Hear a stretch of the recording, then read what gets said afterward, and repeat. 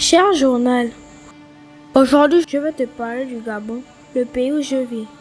Le Gabon est un beau pays situé en Afrique centrale, connu pour ses richesses naturelles, ses forêts tropicales et sa biodiversité, avec une population de 2 230 000 habitants, dont la moitié a moins de 19 ans.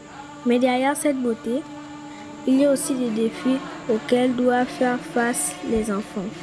Un enfant sur 4 de moins de 5 ans rencontre des difficultés multiples.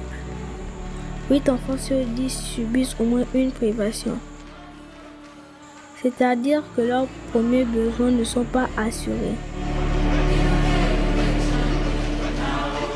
De nos jours, 4 femmes sur 100 meurent pendant l'accouchement ou suite des complications après l'accouchement.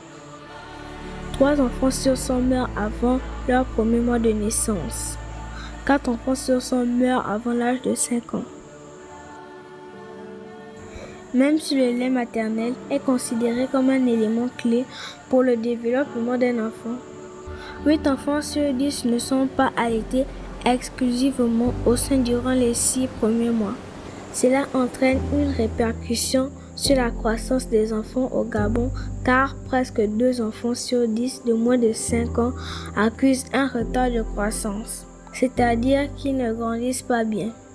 La vaccination est une mesure cruciale pour protéger la santé des enfants.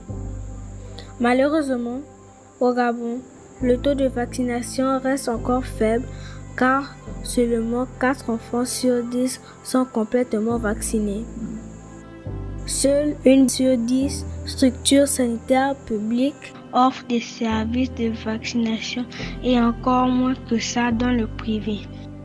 Et encore, cher journal, le Gabon a une prévalence nationale du VIH de 4,1%. Selon la Direction générale de la statistique, un enfant sur 2 de moins de 5 ans a fréquenté le pré-primaire au Gabon. Même si 98% des élèves ont fréquenté le primaire, le taux de redoublement est assez élevé car un enfant sur 4 redouble. Un enfant sur 10 n'est pas enregistré à la naissance. Cela veut dire que cet enfant n'a pas d'existence légale parce qu'il a manqué son acte de naissance. Au Gabon, un enfant sur 10 est confronté à différentes formes de violence, d'abus et d'exploitation. Ces situations sont souvent causées par le comportement des adultes ou d'autres enfants, les conflits familiaux et d'autres problèmes de la société. 6 enfants sur 10 bénéficient de l'assurance maladie obligatoire. Aucun enfant vivant avec handicap ne bénéficie pas du secours permanent de l'État. Et pourtant, près de la moitié des élèves au secondaire bénéficient d'une bourse d'études. 9 enfants sur 10 issus des foyers économiquement faibles ne bénéficient pas d'allocation familiale. À l'intérieur du pays, la scolarisation des enfants sourds, aveugles, malvoyants et déficients intellectuels est très préoccupante car ils n'ont aucune opportunité.